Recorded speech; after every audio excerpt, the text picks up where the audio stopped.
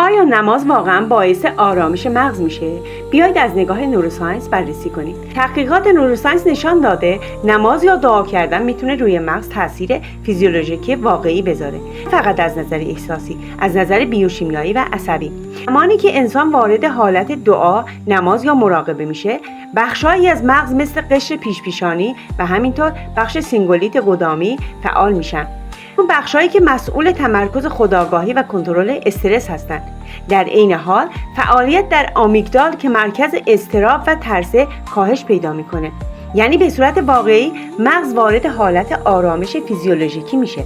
مطالعات fMRI نشان داده در زمان نماز یا دعا موجهای مغزی از حالت بتا که هوشیاری و استرس هست به سمت آلفا آرامش و اتصال درونی حرکت میکنن.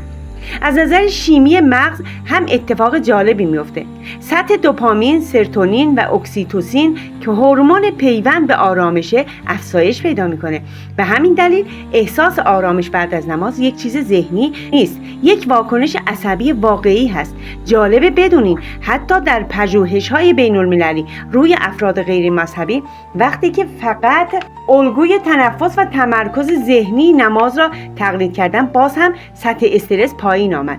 این یعنی بخشی از اثر مربوط به فیزیولوژی عمله، نه صرفاً باور. اما وقتی باور و نیت هم اضافه میشه، فعالیت در نواحی مربوط به معنا و اتصال هم افزایش پیدا میکنه.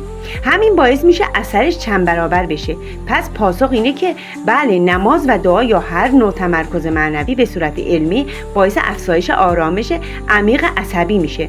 مغز معنا رو دوست داره، وقتی که معنا پیدا میکنه آروم میگیره. اگه این ویدیو برات مفید بود، لایک و کامنت را فراموش نکن.